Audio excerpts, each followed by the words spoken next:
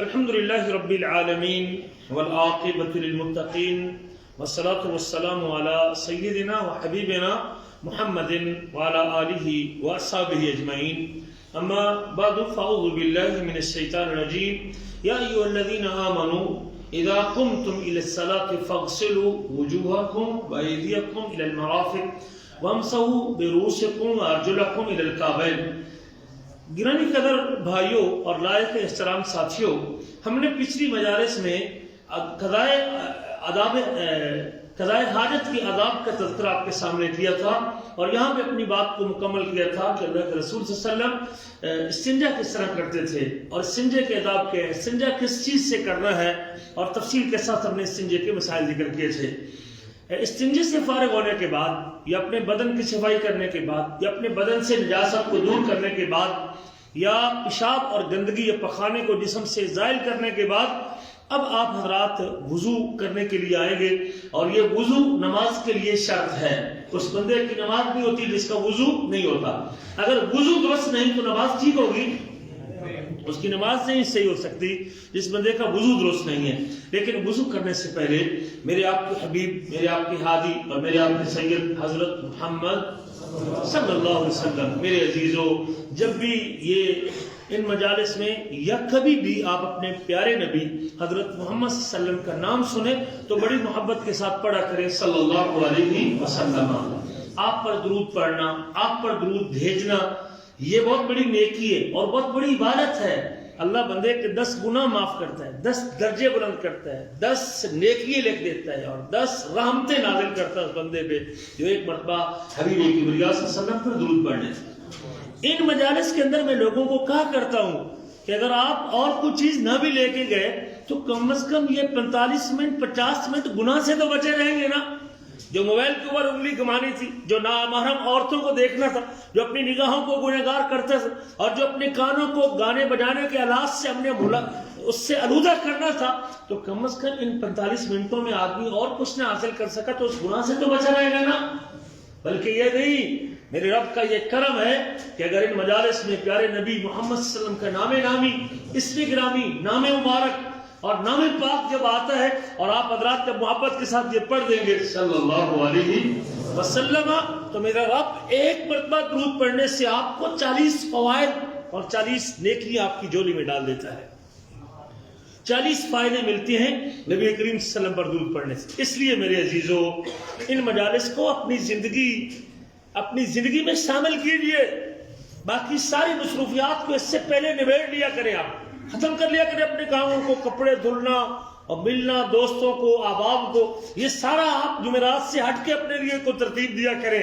اس لیے کہ میں جمعرات کو یہ اللہ کا دین جس کو حضرت جبریل لے کے آئے تھے، حضرت جبریل جس کو لے کے 23 سال تک آتے رہے، اگر آج وہ دین مجھے سننے کا موقع ملتا ہے تو میں کتنا سعادت مند آدمی ہوں اور میں کتنا خوشبخت آدمی ہوں کہ میری زندگی کے ان 7 دنوں میں سے اور ہر دن کے 24 گھنٹوں میں سے اور جمعرات کے ان 24 گھنٹوں میں سے سب سے مبارک گھنٹہ قیامت کے دن میرے نیکیوں کے ترازو کو وزنی وہ کرے گا جو علم کے اصول کے لیے میں نے صرف کیا ہے. ہاں، آپ حضرات کو آتے جاتے بھی وقت لگتا ہے اور اللہ اس کے اوپر بھی اجر سے محروم نہیں کرے گا.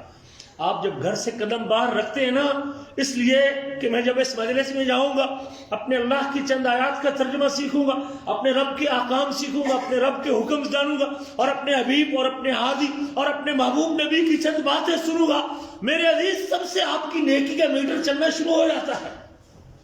گھر سے قدم باہر رکھتے ہی نبی کریم کا ارشاد گرامی ہے، من سلک طریقا یلتمس فیہ علما، جو آدمی گھر سے نکلا علم کے اصول کے لیے نکلا، دین سیکھنے کے لیے نکلا، اللہ تعالیٰ اس کے ایک ایک قدم کے بدلے جنت کا راستہ آسان کر دیتے ہیں. تو اس لیے یہ جنت کا راستہ ہے. جنت میں جانے کے اسباب میں سے ایک سبب، جہاں نماز جنت میں لے جائے گی، روزہ جنت میں لے جائے گا، حج جنت میں لے جائے گا، وہاں علم کا حصول بھی ایک عبادت سمجھے، یہ بھی ایک نیکی اور عبادت سمجھے. جنت کے جانے کے اسباب میں سے ایک سبب ہے فرشتوں کی رحمت بھرے جو دعائیں لینے کا ایک سبب علم کا اصول بھی ہے. فرشتوں کے پر آپ کے قدموں کے نیچے آتے ہیں جو آدمی گھر سے علم کے اصول کے لیے نکلتا ہے. تو میرے آپ کے حبیب نے وضو سے پہلے جس چیز کا آداب ہمیں سکھایا وہ مسواک کرنا ہے. مسواک کرنا، اپنے دانتوں کو صاف کرنا۔ اسلام بندے کے جسم کی طہارت کی تعلیم دیتا ہے، جسم کو صاف رکھنے، منہ کو صاف رکھنے کی بہترین تعلیم دیتا ہے۔ میرے آپ کے نبی فرماتے ہیں، سنن نسائی کی روایت ہے، کتاب الطہارہ، باب الترغیب فی السواک، باب ہے مسواک میں رغبت دلانے کا۔ السواک مطہرۃ للفم ومرضات للرب، السواک مطہرۃ للفم ومرضات للرب۔ چھوٹا سا عمل ہے بھائی، 2 ریال کا مسواک بکارے سے مل جاتا ہے، اور سستا خرید تو 1 ریال کا بھی مل جاتا ہے، چلو 3 ریال کا بھی ملے تو ذرا یہ سعادت تو دیکھیں نا۔ السواک مطہرۃ للفم، مسواک کرنا، دانتن مارنا، دانتوں کو صاف کرنا، مطہرۃ للفم، یہ منہ کو صاف کرنے کا ذریعہ ہے۔ اس سے بندے کا منہ صاف ہوتا ہے، منہ بدبو سے پاک ہوتا ہے، اس کے دانت صاف ہوتے ہیں۔ مرضات للرب، اور جب بندے کا منہ صاف ہوتا ہے تو اس سے اللہ کی اپنے رب کی رضا حاصل ہوتی ہے، اللہ کی رضا کرنا۔ اللہ اس بندے سے راضی ہوتا ہے جو اپنے منہ کو صاف رکھتا ہے، اپنے دانتوں کو صاف رکھتا ہے، مسواک کا استعمال کرتا ہے۔ مسواک منہ کی صفائی اور اللہ تعالیٰ کی رضامندی کا سبب بنتا ہے۔ میرے آپ کے حبیب اور میرے آپ کی ہادی حضرت محمد صلی اللہ علیہ وسلم فرماتے ہیں، لولا ان اشق علی امتی لامرتهم بالسواک مع كل صلاۃ، لولا ان اشق، صحیح بخاری کتاب الجمعہ، باب السواک یوم الجمعہ، باب جمعے کے دن مسواک کرنے کا، اور کل جمعہ بھی ہے، جمعے کے دن مسواک کرنے کا، یہ سنت اللہ کے رسول کی جمعے کے دن مسواک کرنا۔ صحیح مسلم میں بھی حدیث ہے، لولا ان اشق علی امتی لامرتهم بالسواک مع كل صلاۃ، اگر میں اپنی امت پر مشقت نہ سمجھتا، یا بوجھ نہ سمجھتا، یا باری نہ سمجھتا، یا مشکل نہ سمجھتا، تو میں اپنی امت کو ہر نماز کے ساتھ مسواک کرنے کا حکم دیتا، ہر نماز کے ساتھ مسواک کرنے کا حکم دیتا۔ لیکن آپ نے دیا نہیں، کہیں واجب نہ ہو، اگر حکم دے دیتے تو واجب ہو جاتا، پھر کرنا ضروری ہو جاتا، پھر چھوڑتے تو گنہگار ٹھہرتے، اور واجب ہوا ہے جس کے کرنے پہ ثواب اور جس کے چھوڑنے پہ گناہ ہے۔ اگر میں اپنی امت پر مشقت نہ سمجھتا تو میں ان کو حکم دیتا مسواک کرنے کا ہر نماز کے ساتھ، اور بعض روایتوں میں ہر وضو کے ساتھ، ہر وضو کے ساتھ اور ہر نماز کے ساتھ۔ آپ نے دیکھا ہے بعض کا سعودیوں کو جب جماعت کھڑی ہو لیتی ہے تو مسواک جیب سے نکالتے ہیں اور 2-3 مرتبہ ایسے گھما کے جیب میں ڈال دیتے ہیں۔ یہ دلیل ہے مع کل صلاۃ، ہر نماز کے ساتھ، ہر وضو کے ساتھ، ہر نماز کے ساتھ۔ اگر آپ کے پاس نہیں فرصت ملی، آپ وضو میں پہلے سے، تو آپ اپنے مسواک کو اگر گھما لیتے ہیں 1 مرتبہ تو آپ کو یہ اجر ملنے والا ہے۔ اور اس سے یہ بھی پتہ چلا کہ اللہ کے رسول صلی اللہ علیہ وسلم نے ایک کام کر کے دکھایا ہے اور پیارے نبی نے ایک کام کا حکم دیا ہے، دونوں باتوں میں فرق ہے کہ نہیں؟ فرق جی فرق ہے بھائی۔ یہ فرق نہ سمجھنے کی وجہ سے آج تک ہم ان بالوں کو چہرے سے مونڈ کے اور پیسے دے کے اور اس کی سیفٹی بلیڈ پہ پیسے خرچ کر کے یا حجام حلاق کو 10 ریال دے کے ان بالوں کو چہرے سے اتار کے گندی نالی میں پھینکتے ہیں، اور اسی میں میرا پیشاب بھی چلتا ہے اور یہ بال بھی چلتے ہیں۔ یہ فرق نہیں سمجھ پایا ابھی تک کہ اللہ کے رسول نے حکم دے دیا ہے اور جو کام کر کے دکھایا ہے، دونوں باتوں میں فرق ہے۔ جو آپ نے کر کے دکھایا ہے، مجھے کوئی تعلیمات نہیں دیا آپ نے کہ آپ کریں نہ کریں، سنت ہے، لیکن سنتیں بھی اس لیے نہیں ہوتی کہ ان کے ساتھ یہ سلوک کیا جائے، نبی کی سنتیں ان کے ساتھ یہ سلوک کرنے کے لیے نہیں۔ سنت کا معنی تو تھا کہ حبیب کا طریقہ ہے، کہ اللہ کے رسول کی سنت ہے، یہ اللہ کے رسول کی ادا ہے، یہ پیارے نبی کا عمل ہے، پیارے نبی کا فعل ہے، میرے محبوب نبی نے یہ کیا ہے۔ تو جس بندے کے سینے میں نبی کریم کی محبت اور جس کا دل آپ کی محبت سے بھرا ہوا ہو، وہ آپ کی سنتوں کو چھوڑے گا یا اپنائے گا؟ تو میں چھوڑتا ہوں، میں چھوڑتا ہوں، اس کا معنی ہے کہ میری محبت درست نہیں ہے۔ یہ تو سنت تھی کہ آپ نے داڑھی رکھی ہوئی تھی، امت کو آپ نے کوئی تعلیم نہیں دی کہ رکھیں کہ نہ رکھیں، لیکن یہ معاملہ تو مختلف ہے داڑھی کا۔ امر جب آپ نے دے دیا، آپ نے 5 حکم دیے داڑھی کے حوالے سے، 5 حکم دیے نبی کریم صلی اللہ علیہ وسلم نے داڑھی کے حوالے سے۔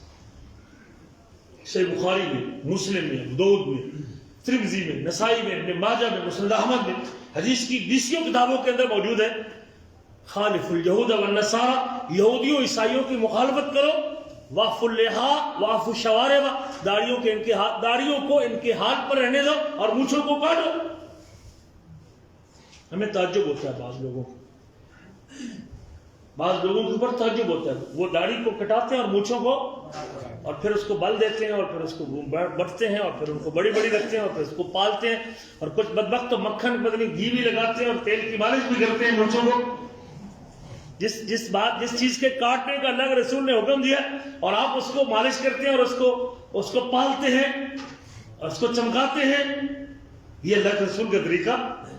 خالف الجہود، یہودیوں عیسائیوں کی خلاف ورزی کرو۔ وف اللحا، داڑھیوں کو اس کے حال پر رہنے دو۔ ارخ اللحا، داڑھیوں کو لٹکاؤ۔ ارج اللحا، داڑھیوں کو چھوڑ دو۔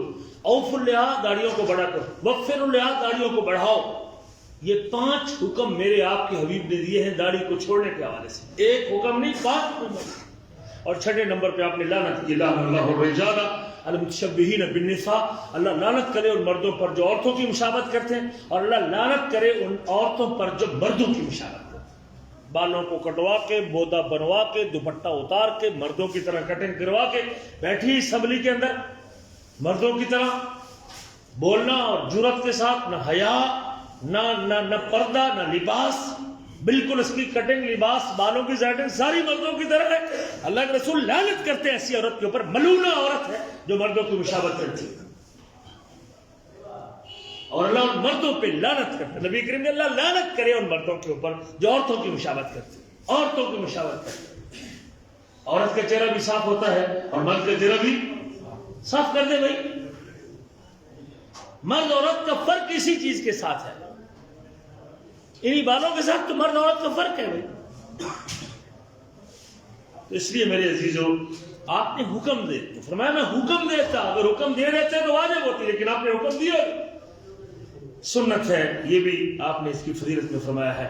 سیدہ عائشہ فرماتی ہے، میری آپ کی ماں ہے، یہ اس دور کی خواتین کی قابلیت ہے، آج مردوں کے پاس بھی حدیث سننے کا وقت موجود، وہ دور کی وہ عورتیں تھیں جو اللہ کے رسول کی سنتوں کو یاد کر لیتی تھی، جو حبیب کبریا کی زبان سے نکلے الفاظ کو محفوظ کر لیتی تھی اور اپنے سینے میں جگہ دیتی تھی اور ان کو یاد رکھتی تھی۔ یہ میری آپ کی ماں ہے جو اللہ کے رسول سے سنتی تھی اور آپ کے عمل کو محفوظ کرتی تھی۔ فرماتی ہے نبی کریم جب گھر میں داخل ہوتے تو سب سے پہلے مسواک کیا کرتے تھے، جب گھر میں داخل ہوتے تو مسواک کرتے ہوئے داخل ہوتے تھے، گھر میں داخل ہوتے وقت مسواک کرتے تھے۔ صحیح مسلم کتاب الطہارہ باب السواک۔ روزے کی حالت کے اندر بھی مسواک کی جا سکتی ہے، شریعت میں کوئی ممانعت نہیں ہے روزے کی حالت میں مسواک نہ کرنے کی، کوئی شریعت میں ممانعت نہیں۔ کچھ لوگ کہتے ہیں کہ چونکہ روزے دار کے منہ کی جو ہوا ہوتی ہے وہ اللہ تعالیٰ کو کستوری سے بھی زیادہ پسندیدہ ہے، ہاں حدیث ہے وَلَا خُلُفُ فَمِ الصَّائِمِ أَطْيَبُ عِندَ اللَّهِ مِن رِيحِ الْمِسْكِ، روزے دار کے منہ کی ہوا اللہ تعالیٰ کو کستوری سے بھی زیادہ محبوب ہے، لیکن وہ ہوا منہ سے آتی ہے یا معدے سے آتی ہے؟ جی وہ معدے سے آتی ہے، منہ سے نہیں آتی۔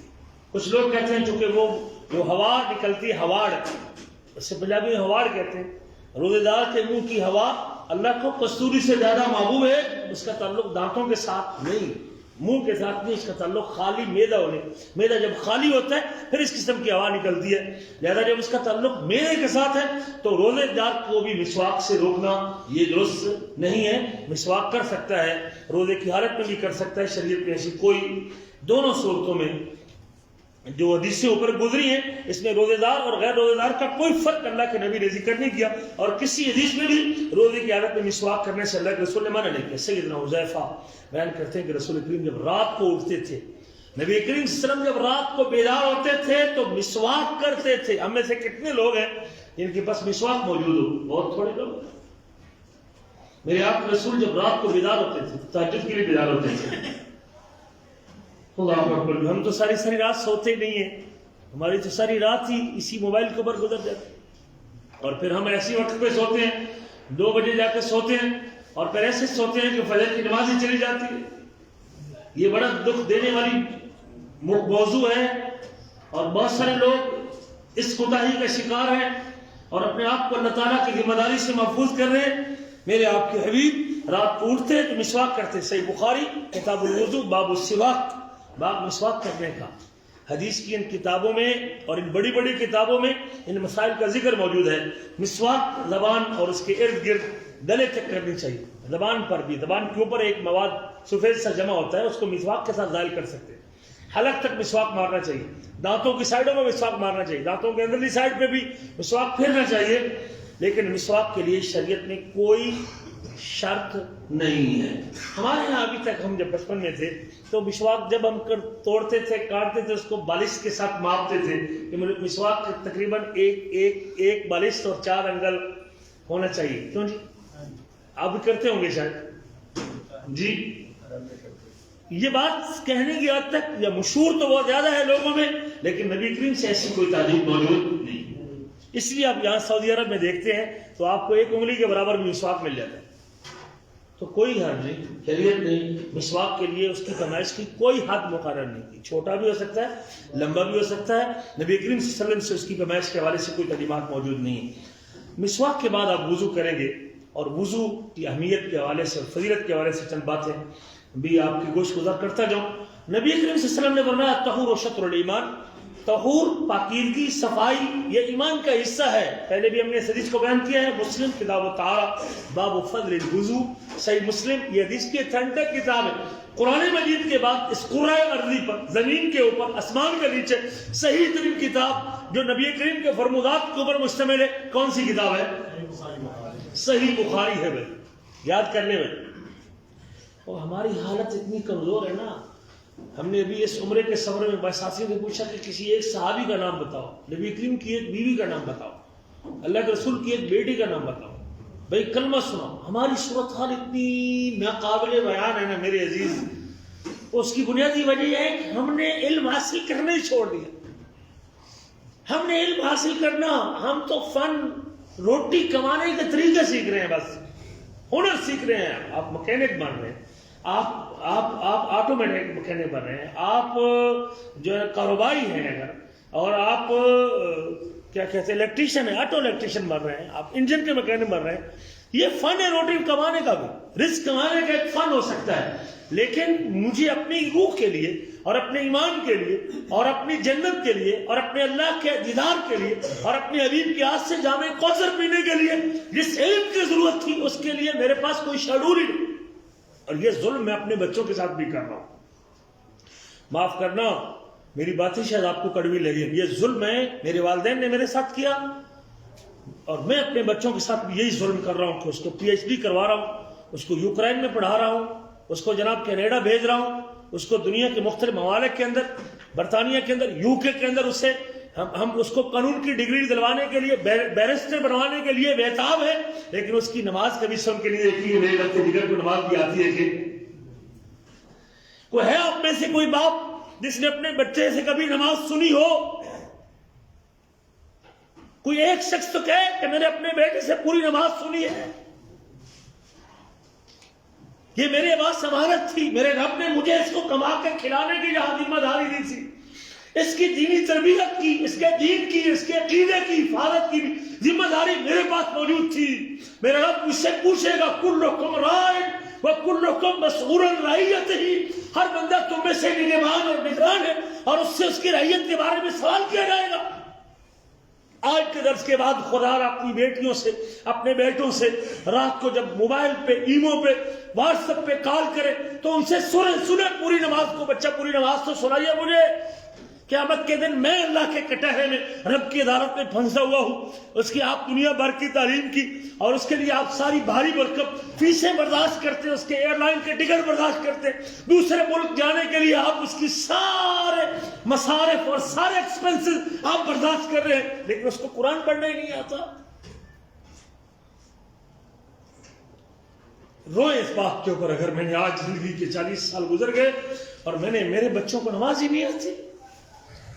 اپنی بیٹی سے، اپنے بیٹے سے سنے الطہور شطر الایمان، صفائی نصف ایمان ہے. نبی کریم فرماتے ہیں لا تقبل صلاۃ بغیر طہور، لا تقبل صلاۃ بغیر طہور، بغیر وضو کے نماز قبول نہیں ہوتی. نماز قبول ہی نہیں کی جاتی بغیر طہارت کے، بغیر وضو کے. صحیح مسلم کتاب الطہارہ باب وجوب الطہارۃ للصلاۃ، باب ہے نماز کے لیے طہارت کے واجب ہونے.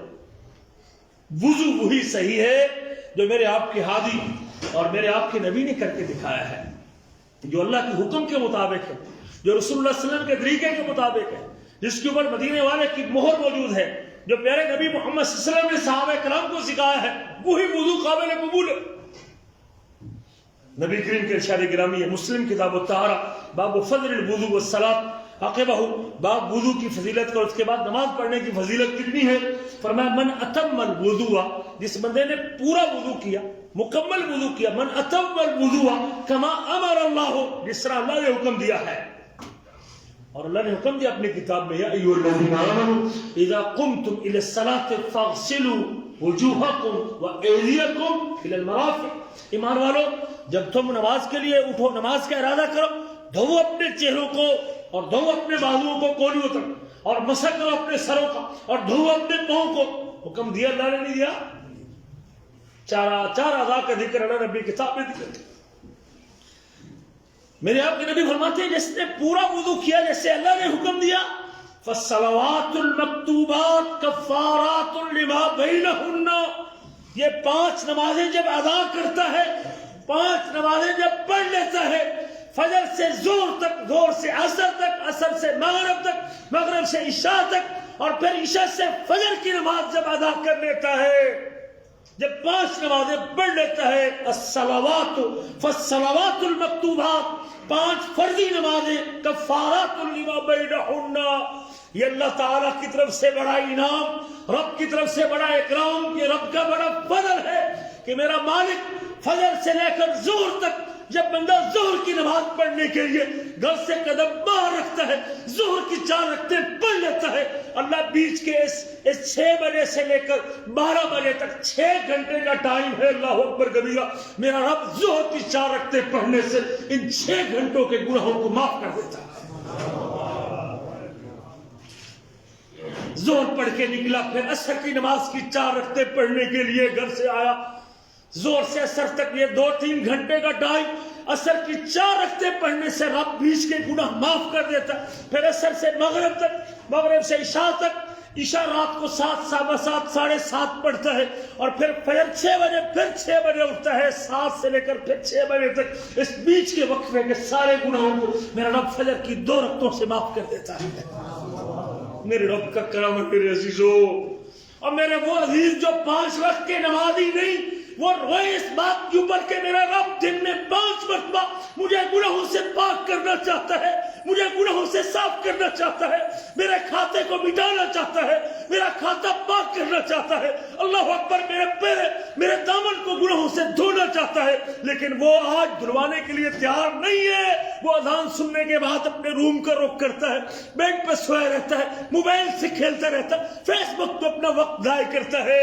اگر آپ کو 5 وقت کی نماز کی توفیق نہیں تو پھر اللہ کے سامنے روئے اور گڑ گڑائے، یا رب اگر میری کسی ادا سے تو مجھے اپنے سامنے کھڑے ہونے کی توفیق نہیں دے رہا، اللہ تو نے اپنی ثنا کے جملے، الحمدللہ کے کلمے، سبحانک اللہم و بحمدک کے جملے تو میری زبان سے سننا نہیں چاہتا، تو نے مجھے محروم رکھا ہوا ہے۔ اللہ میں تجھ سے معافی مانگتا ہوں، اللہ میں تجھ سے معافی مانگتا ہوں، میرے اس گناہ کو معاف کر دے جس کی وجہ سے تو مجھے اپنی ثنا، میرے منہ سے اپنی ثنا نہ سننے کے لیے تو نے مجھے محروم کیا ہوا ہے۔ اللہ تو مجھے معاف کر دے، مجھے توفیق دے کہ میں اٹھوں اللہ اکبر کی صدا کے اوپر اور تیرے سامنے روؤں اور گڑ گڑاؤں اور تیری تسبیح کروں، اور تو میری تسبیح سے خوش ہو کے میرے گناہوں کو معاف کر دے۔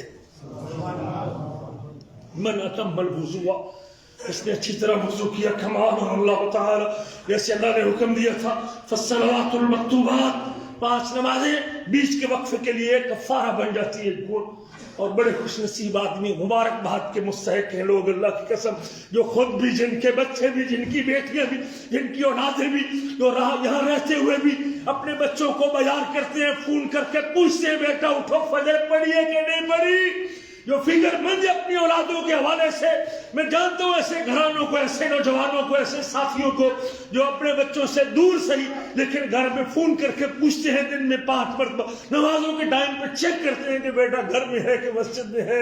بڑے خوش نصیب لوگ ہیں جو خود بھی اللہ کے سامنے جھکنے والے ہیں، خود بھی رب کے سامنے سر سجود ہونے والے ہیں، خود بھی اپنے اللہ کی حمد و ثنا میں لگنے والے ہیں، خود بھی اپنے اللہ کے سامنے جھک جانے والے ہیں، اور جن کی اولادیں بھی اللہ کی فرما بردار ہے۔ کل میرا رب جب محشر کے میدان میں جمع کرے گا، جنتوں میں داخل کرے گا، رب ان کو بھی اپنی جنتوں میں داخل کرے گا، ساتھ ان کی اولادوں کو بھی اپنی جنت میں داخل کرے گا۔ رسول اللہ صلی اللہ علیہ وسلم نے فرمایا ہے من توضا نحو وضوء ھذا، یہ صحیح بخاری کتاب الوضو۔ اور میرے عزیزوں حدیث، اللہ کے رسول کی حدیث ڈائریکٹ پڑھنے کی کوشش کرو، خود حدیث کا مطالعہ کرو، دیکھو پھر ایمان کیسے بوسٹ کرتا ہے، کیسے ایمان آپ کا بڑھتا ہے، پھر کیسے ایمان کی محبت رب کی محبت پیدا ہوتی ہے، پھر کیسے آپ کے دل میں نماز کا پیار آتا ہے، پھر کیسے اللہ اکبر کبیر آپ کا ایمان بڑھتا ہے۔ من توضا نحو وضوء ھذا، جو میرے اس وضو کی طرح وضو کرے گا، من توضا نحو وضوء ھذا، میرے آپ کے ہادی، میرے آپ کے سید، میرے آپ کے نبی محمد صلی اللہ علیہ وسلم وضو کر کے دکھاتے ہیں صحابہ کرام کو، اور وضو کرتے کرتے فرماتے من توضا نحو وضوء ھذا، جو میرے اس وضو کی طرح وضو کرے گا، ثم صلی رکعتین، پھر 2 رکعت نماز پڑھے گا، ثم صلی رکعتین، پھر 2 رکعت نماز پڑھے گا، لا یحدث فیہما نفسہ، اور 2 رکعتیں پوری دل جمعی سے پڑھے گا، پوری توجہ سے پڑھے گا، اللہ کی طرف متوجہ ہو کے پڑھے گا، اس کے دل میں کوئی اور خیال نہیں ہوگا، لا یحدث فیہما نفسہ غفر لہ ما تقدم من ذنبہ، میرے مالک کو اس کی 2 رکعتوں پہ، اس کی توجہ پہ، اللہ کی طرف متوجہ ہونے پہ، رب رحمان کی طرف اس کی پوری توجہ ہے، صحیح طرح وضو کر کے 2 رکعت نماز پڑھتا ہے، میرا رب اس کے پچھلے سارے گناہ معاف کر دیتا ہے۔ غفر لہ ما تقدم من ذنبہ، یہ 2 رکعتیں بندے کو اتنا لمبا سفر طے کروا دیتی ہے۔ کبھی کبھی رات کی تاریکی میں یا دن کی روشنی میں رات کو اٹھ کے وضو کر کے سونے سے پہلے یہ 2 رکعتیں اکیلے پڑھ لیا کرے۔ میرے عزیزوں باقی نمازیں تو آپ اذان کے بڑھاوے کے لیے پڑھتے ہیں، رب کے کہنے پہ پڑھتے ہیں، لیکن یہ رات کی نماز، تحیۃ الوضو کی نماز، تحیۃ المسجد کی نماز، یا رات تہجد کی نماز، یہ اپنی ذوق اور شوق اور اللہ کی ملاقات اور رب سے بات کے شوق میں پڑھتا ہے، اور میرا مالک اس شوق کو دیکھ کے اس کے پہلے سارے گناہ معاف کر دیتا ہے۔ یہ بھی ان 2 رکعتوں کے اچھی طرح وضو کر کے 2 رکعت اگر پڑھ لیتا ہے تو اللہ اس کے پہلے گناہ معاف کر دیتا ہے۔ میرے آپ کے حبیب کا ارشاد گرامی صحیح مسلم میں حدیث ہے، بخاری شریف کے بعد دوسرے نمبر کی صحیح ترین کتاب صحیح مسلم ہے، من توضا فاحسن الوضوء، اور میرے عزیز وضو کرتے وقت جلدی نہ کیا کرے، ادائے وضو کو دھوتے وقت جلدی نہ کیا کرے، امام اگر اقامت کہہ دے تو پہلی رکعت کے چکر میں اپنا وضو چھوڑ نہ دیا کرے، اپنے ادائے وضو کو وہ تسلی سے دھویا کرے۔ من توضا فاحسن الوضوء، جس نے وضو کیا اور اچھی طرح وضو کیا، خرجت خطایاہ من جسدہ، وضو کا پانی جیسے جیسے گرتا ہے، وضو کے پانی کے ساتھ اس کے جسم سے گناہ پانی کے ساتھ گر کے چلے جاتے ہیں۔ بہت تھوڑے لوگ ہیں جو وضو کرتے وقت یہ خیال بھی کرتے ہیں کہ اللہ میرے گناہوں کو بھی دھو دے اور گناہوں کو بھی گرا دے، لیکن وضو کرتے وقت یہ نیت کر لیا کرے کہ اللہ اس وضو کے پانی کے ساتھ میرے گناہوں کو بھی گرا دے اور گناہ جسم سے نکل جائے۔ میرے حبیب کا یہ بھی ارشاد گرامی ہے، ان امتی یدعون یوم القیامت غرا محجلین، بے شک میری امت قیامت کے دن آئے گی، میری امت قیامت کے دن بلائی جائے گی، ان امتی یدعون یوم القیامہ، میری امت قیامت کے دن بلائی جائے گی غرا محجلین، اس کے چہرے بھی چمکتے ہوئے ہوں گے، ان کے ماتھے اور چہرے بھی وضو کے پانی کے دھونے کی وجہ سے، وضو کے لیے پانی کے ساتھ دھونے کی وجہ سے، وضو میں چہرہ دھونے کی وجہ سے، اور اس کے اعضاء بھی، اس کے ہاتھ اور پاؤں بھی چمکتے ہوئے ہوں گے۔ غرا محجلین، غرا محجلین اس گھوڑے کو کہتے ہیں جو کالے رنگ کا گھوڑا ہو اور جس کے پاؤں کا حصے بھی اور اس کے پاؤں اور سم کا حصے بھی سفید ہوں اور اس کے ماتھے کے اوپر بھی سفید نشان ہو۔ وہ گھوڑے میں وہ سفید رنگ کتنا خوبصورت لگتا ہے۔ امت محمدیہ کی خصوصیت یہ ہے کہ میرے آپ کے نبی فرماتے ہیں قیامت کے دن میری امت کی پہچان یہ ہوگی کہ ان کے چہرے بھی وضو کرنے کی وجہ سے، نماز کے لیے جب وضو کریں گے ان کے چہرے بھی قیامت کے دن چمکتے ہوئے ہوں گے، اور ان کے ہاتھ اور پاؤں بھی وضو کی وجہ سے، وضو کے لیے دھونے کی وجہ سے چمکتے ہوئے ہوں گے۔ چاہتے ہیں کہ قیامت میں محشر کے میدان میں میں چمکتے چہرے کے ساتھ اور چمکتے ہاتھ پاؤں کے ساتھ رب کی عدالت میں کھڑا ہوں، تو پھر آج وضو کا بھی اہتمام کیجئے اور وضو کے بعد نماز کا بھی خیال کیجئے گا۔ آپ کا فرمان ہے، یہ بھی آپ فرماتے ہیں تبلغ الحلیۃ من المؤمن حیث یبلغ الوضو، بندے کا جو زیور ہے مومنوں کو وہاں تک زیور پہنایا جائے گا، مومنوں کو وہاں تک زیور پہنایا جائے گا، جنت میں مومن کو وہاں تک زیور پہنایا جائے گا جہاں تک اس کے وضو کا پانی پہنچتا ہوگا، وضو کا پانی پہنچتا ہوگا۔ اگر آپ چاہتے ہیں کہ اللہ مجھے یہاں تک زیوروں سے مالا مال کرے تو پھر مجھے وضو کا اہتمام کرنا چاہیے اور وضو کو سیکھنا چاہیے۔ اللہ سے دعا ہے کہ اللہ تعالیٰ مجھے اور آپ کو سمجھنے کے بعد عمل کرنے کی توفیق نصیب فرمائے۔ یہ میرے عزیزوں چھوٹی نیکیاں نہیں ہے، یہ روزانہ کرنے کا کام ہے۔ اس کو سیکھیے، اس پر توجہ دیجیے، ساتھیوں کو دعوت دیجیے، ان مجالس میں ساتھیوں کو لے کے آئیے تاکہ ان کے دل میں اللہ کی محبت پیدا ہو اور ان کو ان نیکیوں کے فضائل کا پتہ چلے اور وہ اللہ کی عبادت کرنے والے بن جائیں۔ کل قیامت کے دن جب رب کے سامنے میں اکیلا کھڑا ہوں گا، میری دعوت میں اگر 10 لوگ 5 لوگ بھی اپنی اصلاح کر لیں گے، میرا رب ان کی بھی زندگی بھر کا اجر آپ کے کھاتے میں ڈالے گا اور آپ کو ان کی نیکی بھی عطا کرے گا اور ان کو بھی پورا اجر عطا کرے گا۔ اگر یہ اجر اور یہ ثواب لینا چاہتے ہیں تو پھر ساتھیوں کو دعوت دیا کریں، تو ان مجالس کو آباد کریں۔ اور آخر میں یہ بھی گزارش ہے کہ رجب کا مہینہ ہے اور رجب کا مہینہ یہ حرمت والا مہینہ ہے، یہ حرمت والے مہینوں میں سے ایک ہے اور اس مہینے میں ہمیں گناہوں سے بچنا چاہیے اور نیکی کا اہتمام کرنا چاہیے، اور وہ نیکی جو سنت سے ثابت ہے اور نیکی کرتے ہوئے حد سے آگے نہیں بڑھنا چاہیے۔ مجھے اور آپ کو نئی نیکی ایجاد نہیں کرنی چاہیے، جیسے صلاۃ الرغائب کے نام سے رجب کے پہلے بدھ کو، یا اسی طرح رجب میں خاص طور پہ رجب میں روزے رکھنا یا رجب میں عمرہ کرنا یا 22 رجب کو کوڑے بھرنا، یہ 27 رجب کی رات کو عبادت کرنا۔ میرے عزیزوں یہ ساری چیزیں نئی ہیں، لوگوں نے شامل کی ہے، محمد کریم صلی اللہ علیہ وسلم کا طریقہ نہیں ہے۔ اللہ کو نماز بھی وہی پسند ہے جس کا اللہ نے حکم دیا ہے اور محمد کریم نے کر کے دکھایا ہے، اور وضو بھی وہی پسند ہے جس کا اللہ نے حکم دیا ہے، محمد کریم نے کر کے دکھایا ہے، اور عبادت بھی اور عمل بھی وہی پسند ہے اور وہی قابل قبول ہے جس کا رب نے حکم دیا ہے اور حبیب کبریا نے کر کے دکھایا ہے۔ مجھے نئی چیز ایجاد نہیں کرنی چاہیے، جو ثابت ہے وہ آپ کیجئے۔ محرم کے مہینے میں 13 اور 14 15 کا روزہ، 13 14 15 کا روزہ کو رکھتا ہے، ایام بیض کے روزے اسے کہتے ہیں۔ آپ ہر مہینے رکھ سکتے ہیں۔ سوار اور جمعرات کا روزہ آپ ہر مہینے رکھ سکتے ہیں، اور سوار جمعرات کو رکھ سکتے ہیں۔ رات کو تہجد آپ ڈیلی پڑھ سکتے ہیں۔ تحیۃ الوضو آپ روز دن میں کئی بار پڑھ سکتے ہیں۔ تحیۃ المسجد جب مسجد میں آئیں تو جا کے پڑھ سکتے ہیں۔ رات کی نماز آپ کر سکتے ہیں اور پڑھ سکتے ہیں۔ میرے حبیب نے جو عبادتیں کرنے کی تھی وہ ہمیں سکھا دی ہے، لیکن اپنی طرف سے کسی رات میں نئی عبادت شامل کرنا یہ اللہ کے رسول کے دین میں اضافہ ہوگا اور اللہ کے رسول سے آگے بڑھنے والی بات ہے، جس کا اللہ نے قرآن میں کہا یا ایھا الذین آمنوا لا تقدموا بین یدی اللہ ورسولہ، ایمان والو اللہ اور اللہ کے رسول سے آگے نہ بڑھو، واتقوا اللہ، اللہ سے ڈر جاؤ، ان اللہ سمیع علیم، بے شک اللہ تعالیٰ خوب سننے والا خوب جاننے والا ہے۔